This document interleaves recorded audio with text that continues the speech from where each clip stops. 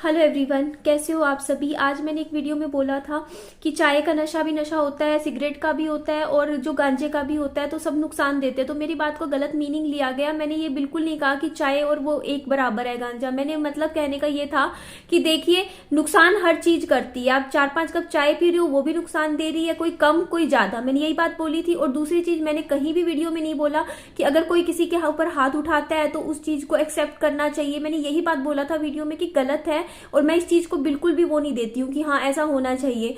मैंने सिर्फ वीडियो में ये बात बोली थी कि देखिए, हमें ऐसी सिचुएशन तक पहुंचे नहीं चाहिए। उस सिचुएशन पे क्यों पहुंचना है कि ये बातें नौबत आ जाए। हमें पता होता है, देखिए अगर मान लो मैं एक औरत हूँ, ठीक है, मुझे पता है कि मेरे पति में गुस्सा बहुत ज्यादा है, और अगर मैं ज्यादा बोलूंगी या मैं कुछ भी बोलूंगी, अगर उस इंसान को गुस्सा आएगा तो बंदे का हाथ उठ सकता है। तो मैं ऐसी सिचुएशन को इग्नोर करने की कोशिश करूंगी। मैं यही सोचूंगी कि उसे प्यार से समझाऊं, मैं खुद हाइपर ना हूं, मैं शांत होकर बात करूं, क्योंकि मुझे मालूम है कि देखो, अगर उस इंसान का नेचर ऐसा है, देखो सबको अपना सबका नेचर पता होता है। देखो हमारे परिवार में 3 सदस्य होते हैं, भाई बहन होते हैं, हमें अपने भाई बहनों का सबका नेचर पता होता है। जैसे हम 4-5 लोग हैं, सबका पता होता है ना कि देखो, मैं अपनी खुद की बात बोलूं, मैं बोलती हूँ, मैं मेरी मम्मी से ज्यादा मैं बातें ना करती नहीं, क्योंकि मेरे को पता है कि अगर मैं कुछ मतलब ऐसे वैसे बात करूं, मेरी मम्मी मेरे को सुना देते हैं और फिर मेरा दिल दुखता है। तो मैं इसलिए मैं उस सिचुएशन को इग्नोर करती हूँ और मैं सही चलती हूँ। मैं 2-2 3-3 महीने मेरी मम्मी और मेरी फिर लड़ाई नहीं होती, कुछ नहीं होता। तो हमें उस सिचुएशन को टैकल करना आना चाहिए ना, कि हम इस सिचुएशन से बच कैसे सकते हैं। इस बात को सोचिए। मैंने ये बात बोली थी। मैंने ये नहीं कहा कि हाँ आप किसी रिलेशनशिप में रहो और उस रिलेशनशिप में पति की मार खाओ या पत्नी पत्नी को मार रही है, ये चीजें हो। नहीं, मैंने सिर्फ ये बोला था कि हमें ऐसी सिचुएशन से बचने की कोशिश करनी चाहिए। अगर एक इंसान में गुस्सा है तो दूसरे को शांत रहना पड़ेगा। समझ रहे हो आप, ऐसे रिश्ता चलता है। अगर एक इंसान, अगर दोनों ही गुस्सा करेंगे, दोनों ही आपस में ऐसे हो जाएंगे, तो फिर रोज बर्तन ही बजेंगे, है ना। रोज बर्तन बजेंगे। उसके बाद तो चाहे पहली शादी हो, दूसरी शादी हो, तीसरी शादी हो, फिर तो आप ये कहते हो कि हाँ दूसरी शादी में पहली शादी नहीं चलती, दूसरी भी नहीं चलती, फिर कह दो कि तीसरी भी नहीं चलती है। इस चीज का सोल्यूशन हमें प्रैक्टिकली चीजें सोचनी चाहिए। समझ रहे हो आप, मेरा कहने का बिल्कुल भी मतलब नहीं था। मेरी बात को बिल्कुल गलत लेके जा रहे हो कि हाँ ये चीज सही है। ये चीज बिल्कुल भी नहीं होनी चाहिए। रिश्ते में हमेशा इज्जत और रिस्पेक्ट हमेशा बनी हुई होनी चाहिए दोनों तरफ से। अगर पत्नी पति की इज्जत करे और पति भी पत्नी की पूरी इज्जत करे, क्योंकि हमारे अंदर एक गौरव, हमारा मान सम्मान पति के साथ जुड़ा होता है ना। और वैसे ही पति का होता है। पत्नी की इज्जत पति की इज्जत होती है, मैं ये मानती हूँ। देखिए, अगर मेरे पति हैं, मैं अपनी एक चीज बताऊंगी, मेरे हस्बैंड थे सनी। मेरे हस्बैंड की साथ मेरा झगड़ा होता था ना, मैं कभी मेरी फीमेल फ्रेंड को मैं फोन करके नहीं बताती थी। क्यों? जब गुस्सा शांत हो जाता था ना, जब हमारा खत्म हो जाता था, उसके बाद चाहे मैं फोन करके बोल दूं, लेकिन मैं बोलती नहीं थी। मैं अगर उनके अंदर मुझे 2 कमियां दिखती भी थी ना, तो मैं उसको ढक के चलती थी। मैं ढकती थी मेरे पति की कमी। मैं बोलती हूँ आज जो बात है। क्यों? क्योंकि देखिए, मैं नहीं चाहती थी कि देखिए मैं अपनी फीमेल फ्रेंड को बताऊंगी, वो अपने पति को जाके बताएगी, वो वहां पे आगे 2 बातें पता चलेंगी, और कहीं ना कहीं मेरे को लगता था कि मेरा पति और मैं एक ही हूं। और ये सच होती है बात, है ना।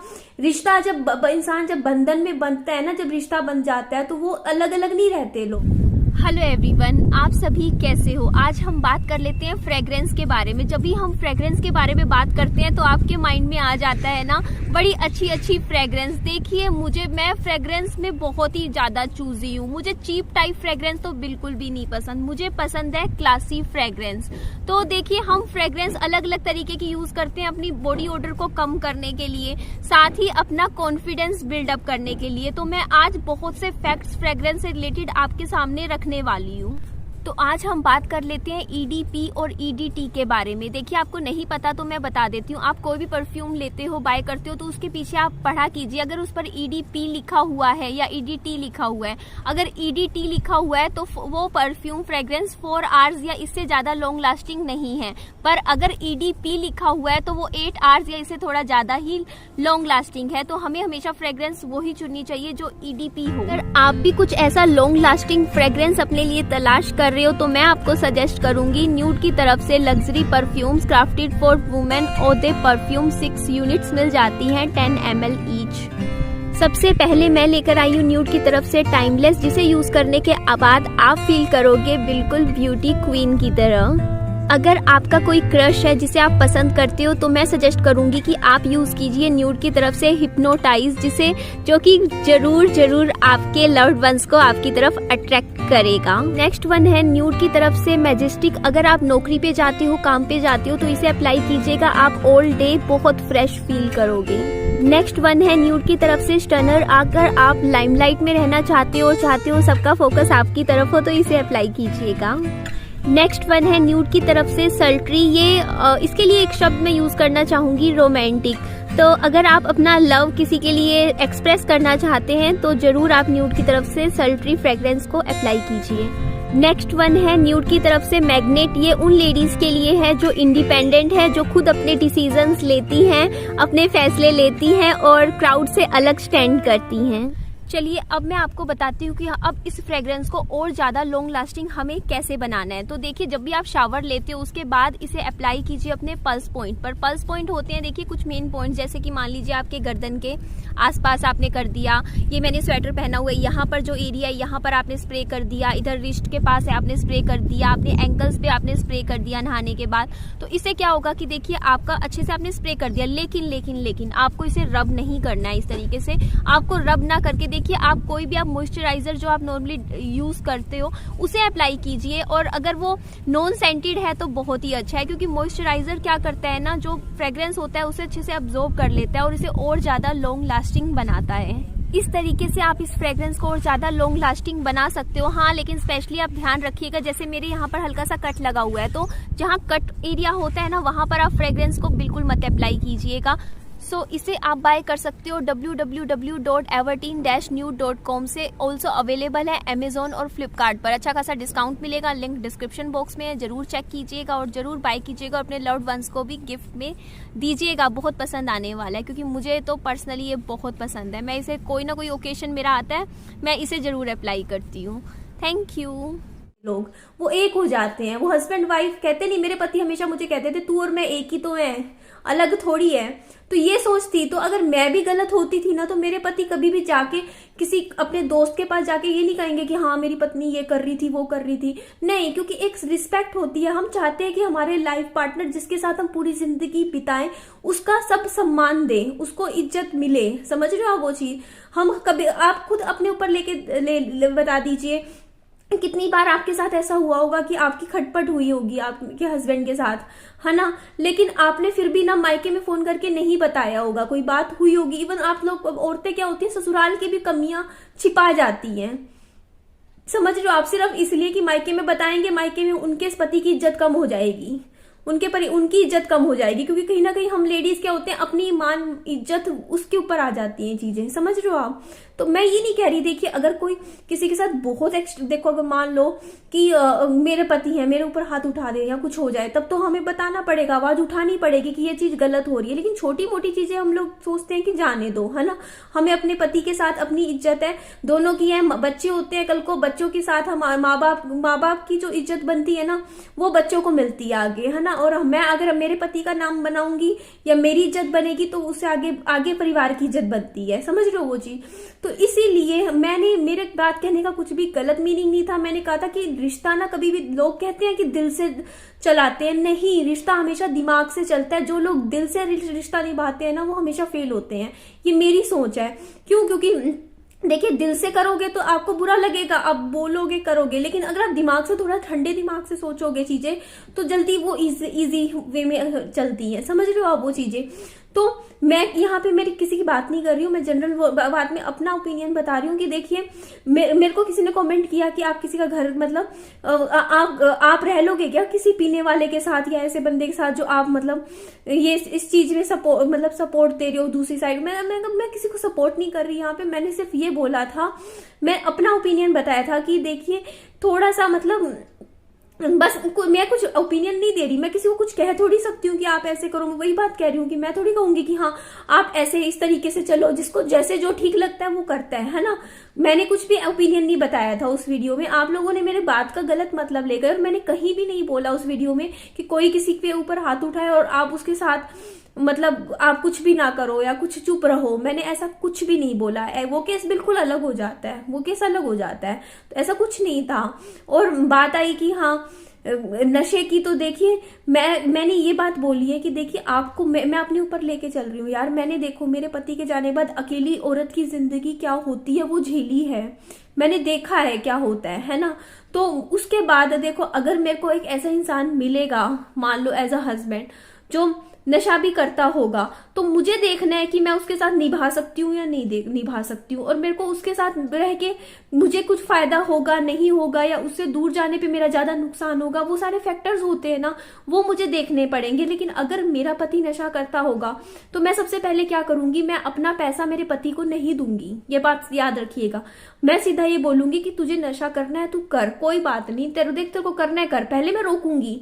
वो दिखेगा कि नहीं बंदा रुकने वाला है, उसको करनी अपनी मन की है, तो मैं क्या करूंगी, मैं अपना पैसा अपने पास रखूंगी और वो मैं अपने पति को नहीं दूंगी। मैं कहूंगी कि मैं अपना पैसे से मैं अपना गुजारा करूंगी, अपने बच्चे का करूंगी, आप अपना गुजारा करो अपने पैसे से, आपको जो करना है करो लेकिन अपने पैसे का करो, है ना।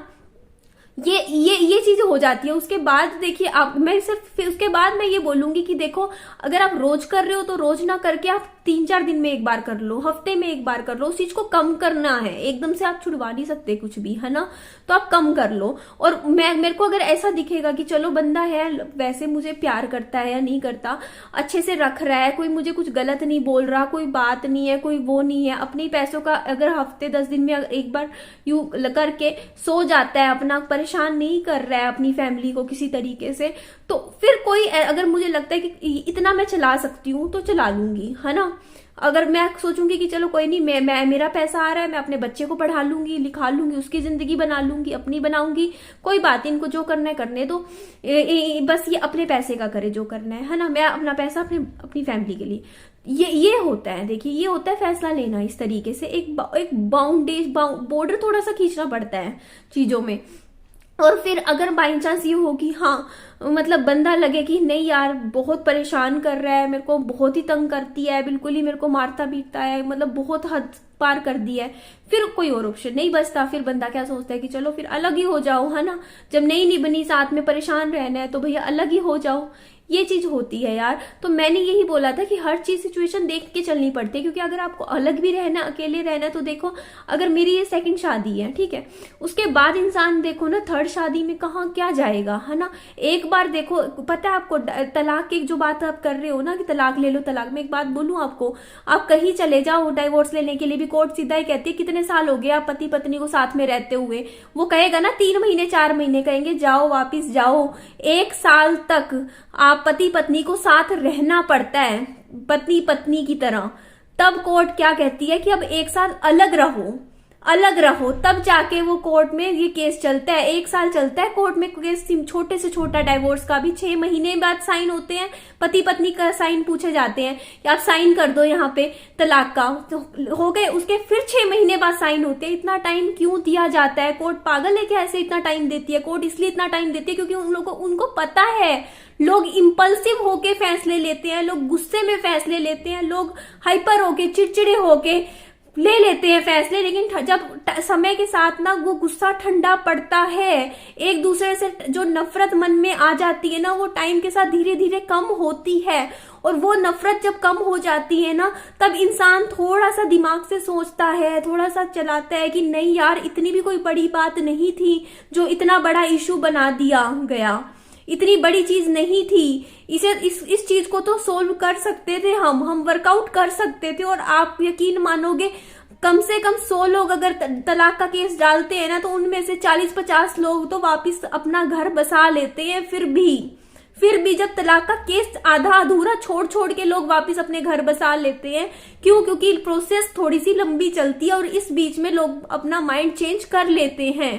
तो जब कोर्ट इतना टाइम देती है एक रिश्ते को बनाने में, आगे संवारने में, तो हम कौन होते हैं किसी को ये बोलने में कि 2-3 महीने का तुम्हारी शादी हुई और जाओ तलाक लो। मजाक है क्या यार? शादी ब्याह होता है यार, उसको मजाक मत बनाओ यार। अगर वर्कआउट कर सकते हो तो अपना कुछ तो दो यार, एटलीस्ट यार कोई रिलेशनशिप है उसमें कम से कम 6 महीने तो दो, 6 महीने तो अपना 100% दो ना। उसके बाद कम से कम इंसान बोलने लायक होता है कि यार हमने अपना पूरा दिया एफर्ट, हमने सब कुछ करा, उसके बाद नहीं चला रिश्ता। पर अपनी तरफ से पहले ही तो नहीं होता ना एकदम से कि नहीं हम तो छोड़ रहे हैं, हमें रहना नहीं। ऐसा नहीं होता है यार, ये चीज समझिए। इम्पल्सिव होके चीजें नहीं की जाती हैं, इस चीज को आप समझिए। थोड़ा सा इंसान को समझना पड़ता है, चीजें खराब होती हैं। बहुत से रिलेशनशिप ऐसे जिसमें शादी के साल 1.5 साल उनका रिलेशन बहुत गंदा गया, बहुत गंदा, और उसके बाद 20-30 साल बहुत अच्छे गए, बहुत अच्छे। जो गंदा पार्ट था ना वो शुरू में आता है। बहुत लोग होते हैं बहुत टाइम शुरुआत में, यार उनका नेचर अलग दूसरे का अलग, थोड़ा टाइम लगता है एडजस्टमेंट करने में। सारी चीजें तो हो जाती हैं, चीजें होती है, वर्स्ट भी होती है, वर्स्ट से अच्छी भी हो जाती हैं। तो इसीलिए ना ये एकदम से नहीं इम्पल्सिव होके फैसले लिए जाते। कुछ भी लाइफ में काम होना है थोड़ा सा सोच के, रुक के, ठहराव के साथ होता है ना। ये बात मैं कह रही थी। जो आप लोग कहते रहते हो तलाक तलाक तलाक तलाक हो गया, तलाक हो जाएगा, तलाक करो, ऐसे नहीं होता। ये बात मैंने कुछ, अगर हो सकता है मेरे शब्द आपको समझ ना आए हो, जिसलिए आप मेरे को वीडियो के नीचे कमेंट कर रहे हो कि आप गलत हो। मैं कुछ नहीं गलत हूं, मैं किसी को कुछ नहीं थोप रही। मैं सिर्फ ये बात बोली है मैंने, थोड़ा रुको, सोचो, समझो, फिर आगे बढ़ो, है ना। ये बात है। ऐसा ना हो कि एकदम से पहले तेज भागो और उसके बाद फिर लड़खड़ा के फिर चल भी ना पाओ आगे लाइफ में। एकदम से मत करो चीजें, ठीक है जी। चलिए इस वीडियो का मैं यही एंड करती हूँ। मेरी वीडियो अच्छी लगे तो लाइक कीजिएगा, चैनल को सब्सक्राइब, और दोस्तों में फ्रेंड्स में शेयर कर दीजिएगा। अपना खूब सारा ध्यान रखिएगा। Bye bye, take care.